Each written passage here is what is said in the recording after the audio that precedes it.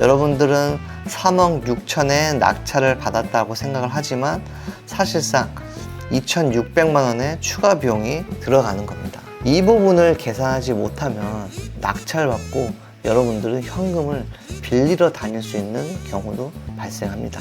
오늘은 전라남도 광주에 한번 나왔습니다. 지금 있는 아파트는 한국 아델리움이라는 아파트인데요. 감정가 5억 2천에서 한번 유찰된 금액 3억 6천대 가격에 형성되어 있습니다.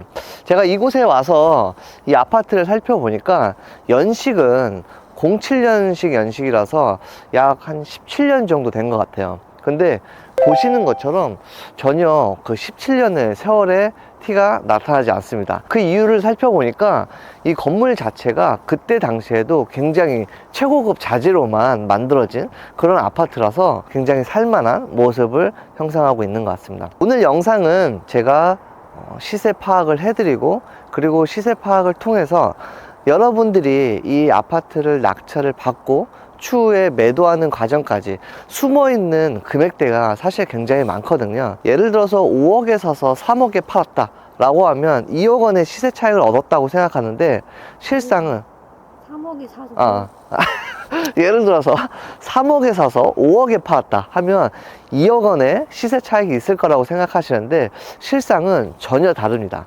왜냐하면 취득세부터 중간중간 우리가 예상하지 못했던 많은 금액들이 나가는 거를 알게 되면 생각보다 그 차액이 굉장히 적다라는 걸 아실 수가 있을 거예요. 그래서 오늘 아파트가 우리가 수익이 날 수 있는 물건이다 아니다 그 여부를 조금은 떠나서 이 아파트의 현재 최저 가격으로 우리가 매입을 하고, 그리고 현재 시세대로 팔았을 때 과연 얼마만큼 시세 차익을 볼 수 있는지 그 세금적인 부분부터 파악을 해드리는 것을 공유를 해드리겠습니다. 그리고 이 영상을 끝까지 보시면 수익을 분석하는 그 분석표도 오늘은 공유를 해드릴 건데요. 한 가지 조건이 있습니다. 지금 현재 카페가 있습니다. 그 카페에 여러분들이 가입을 하셔서 댓글을 달아주신 분들에 한해서 오늘은 수익 분석표를 공유를 해드리도록 하겠습니다. 카페에 들어와서 파일을 다운 받으시면은 지금처럼 이런 화면을 보실 수 있으실 거예요. 그래서 밑에 보시면 경매지가 있고요, 물건 분석, 그 다음에 수익 분석이 있는데, 저 같은 경우에는 수익 분석 2, 3 같은 경우는 혹시 모를 이 수익 분석에서 오류가 날 걸 대비해서 이렇게 복사를 해 놓고서는 진행을 합니다. 그리고 취득세, 보유세, 종부세, 양도세에 대해서 따로 탭들이 있는데 하나하나 잘 알려드리겠습니다. 그럼 지금부터 수익 분석표를 어떻게 작성해 나가는지 알려드리도록 하겠습니다. 우선 감정가를 먼저 기입을 합니다. 5억 2,200만 원이죠. 2,200만 원. 그리고 현재 최저가는 3억 6,540만 원입니다. 3억 6,540만 원. 적어 놓으면 할인율 70%라는 거는 자동적으로 나오고요. 그리고 메모에 여러분들이 뭐 1회 유찰 이렇게 적어 놓으면 됩니다. 그러면 여기서 낙찰가를 우리가 얼마를 잡느냐인데, 일단 최저가 3억 6,540만 원으로 해 놓겠습니다. 그럼 낙찰률 70%도 자동적으로 입혀지고요. 그리고 세율은, 여기서 세율 같은 경우에는 무주택, 1주택, 2주택, 다주택에 따라서 세율이 달라지는데, 그 취득세에 관한 부분은 밑에 탭을 보시면 취득세 탭에 나와 있습니다. 그래서 현재는 1주택 같은 경우에는 조정과 비조정도 1에서 3%, 그리고 2주택은 8%, 비조정은 1에서 3%. 자, 취득세에 대한 기준도 나와 있기 때문에 이 부분을 보시면서 참고를 하시면 될 것 같습니다. 무주택자 기준으로 1.1%를 잡아 놓을게요. 자동으로 수식 입혀서 취득세가 측정이 됩니다. 그리고 예전에 취등록세라고 했는데 취득세 외에 등록 비용이 발생이 됩니다. 요즘 금액이 나오는 걸 보니까 0.9%를 잡아 놓습니다. 이 두 개 금액만 해도 벌써 730만 원이에요. 미납관리비는 여러분들이 해당 호실에 파악하는 미납관리비를 입력을 하시고요. 수리, 인테리어 비용은 아파트 기준으로 하셨을 때 대부분 5년 이내라면은 300만 원 정도를 잡으시고요. 사실 5년 이내에 300만 원도 좀 넉넉하게 잡으신 거예요. 그래서 지금 여기 같은 경우는 10년 이후라서 그러면 1000만 원을 잡냐? 그렇게까지는 아니고 이 아파트 상태에 따라서 기준들이 달라집니다. 그래서 지금 오늘 본 아파트는 비록 17년 된 아파트지만 아파트의 상태가 나쁘지 않기 때문에 저는 5년에서 10년 정도에 된 아파트를 보고 저 같으면 500만 원 정도를 측정을 해 놓을 것 같습니다. 이사 비용은 평당 10만 원 정도를 잡으셔가지고 이 비용 같은 경우에는 여러분들이 명도 협상이 되지 않아서 강제 집행까지 간다라고 했을 때 강제 집행에 예상되는 비용이라서 대략 평당 10만 원 정도를 잡아 놓으시면 될 것 같아요. 전용 면적 기준이고요. 지금 36평이기 때문에 네, 이 정도면은 거의 360만 원 정도 잡아 놓으세요. 물론 금액이 더 저렴할 수도 있습니다. 하지만 여러분들이 금액을 어느 정도 잡아 놓고 금액이 저렴하게 측정이 되면은 그 외에 남은 금액은 수익으로 될 수 있지만 조금 부족하게 잡아 놓으시면은 오히려 손해가 될 수 있기 때문에 저 같은 경우에는 금액을 넉넉하게 잡아 놓는 편이에요. 그리고 매도시 금액, 매도시 부가세인데 이 부분이 조금 중요하게 생각될 수 있으세요. 매매 사업자로 매각할 경우는 무조건 계산. 네. 그런데 부가세는 우리가 부가세는 보통 이제 10%를 잡거든요. 근데 이 10%가 토지에 대한 부분은 없고요. 건물분에 대한 부분만 10%입니다. 그래서 공시지가 기준으로 건물분을 10% 부가세는 납부를 하셔야 됩니다. 이게 은근히 놓치시는 분들이 많으세요. 그래서 여러분들이 그냥 일반인 기준으로 매도를 하게 되면은 부가세에 대한 건 없겠지만 매매 사업자나 법인 사업자를 통해서 매각을 한다면 부가세 부분을 빼놓으셔야 됩니다. 그리고 재산세 같은 경우에는 네이버 부동산에 들어가시면 대부분 나와 있어요. 면적 141로 놓고서 보시면 보유세가 약 36만 원 정도가 나와 있죠. 그럼 여기에다가 재산세 한 37만 원 정도 적어 놓으시고요.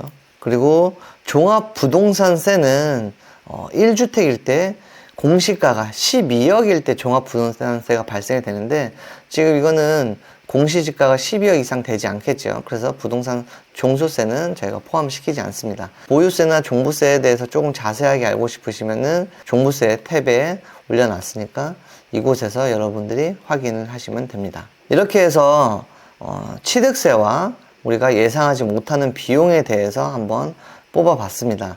보니까 총 금액이 1677만 원 정도가 발생이 됩니다. 물론 이 금액을 많이 잡게 되면 원가가 올라가기 때문에 그만큼 입찰가도 낮아지고 입찰가가 낮아진다는 건 낙찰받을 수 있는 확률도 낮아지는 걸 뜻하는데요. 그렇지만 낙찰받는 확률을 올리고자 해서 원가를 줄여버리면 여러분들이 나중에 오히려 손해를 보실 수도 있기 때문에 최대한 이 금액을 보수적으로 날카롭게 측정을 하시는 게 중요합니다. 그리고 이제 두 번째, 대출 금액에 대해서 여러분들이 파악을 하실 때 대출 금액은 아파트라면은 1회 유찰된 금액으로 했을 때 웬만해선 80% 금액은 나옵니다. 사업자도 동일하고요. 그래서 대출 금액은 자동적으로 낙찰 금액의 80%가 입혀져 있고요. 그리고 대출 이자는 금리를 여기에서 설정을 해주시면 되는데 현재 4.8% 정도 보시면 될 것 같아요. 그러면 금리에 따라서 대출 연간 이자와 월 이자가 자동적으로 측정이 됩니다. 예상 이자 금액은 지금 6개월 정도로 잡아놨는데 이 부분들이 사실 제일 관건이에요. 나는 단기로 매매를 할 거야 라고 접근을 하셔도 물론 6개월 안에 매매가 되면은 이자 부분들이 줄어들기 때문에 수익이 측정될 수가 있는데 예상보다 기간이 길어져서 6개월 이상 혹은 1년이 넘어가게 되면 여러분들이 애매하게 이자만 내면서 끌고 가야 되는 상황이 발생될 수 있습니다. 단기로 진행하시는 분들 경우는 내가 월 이자를 110만 원씩 내면서 최소 6개월 이상 버틸 수 있는지 이 부분에 대해서도 파악을 해 보셔야 됩니다. 지금 현재 제가 세팅해 놓은 이 부동산 수익 분석표는 단기 매매에 대해서 중점을 해놨어요. 그래서 중도 상환 수수료 같은 경우에도 대부분 1에서 많게는 1.6%, 2%까지 측정되는 경우들이 있어요. 그래서 그 중도 상환 수수료들도 잘 보셔가지고 이게 은근히 금액이 비쌉니다. 6개월 안에 나갔다고 쳤을 때 보면 이 금액 얼마였죠? 이 금액이 1677만 원이에요. 그리고 이자, 중도상환까지 하면 이 금액만 2600만 원이 나갑니다. 여러분들은 3억 6천에 낙찰을 받았다고 생각을 하지만 사실상 2600만 원의 추가 비용이 들어가는 겁니다. 이 부분을 계산하지 못하면 낙찰받고 여러분들은 현금을 빌리러 다닐 수 있는 경우도 발생합니다.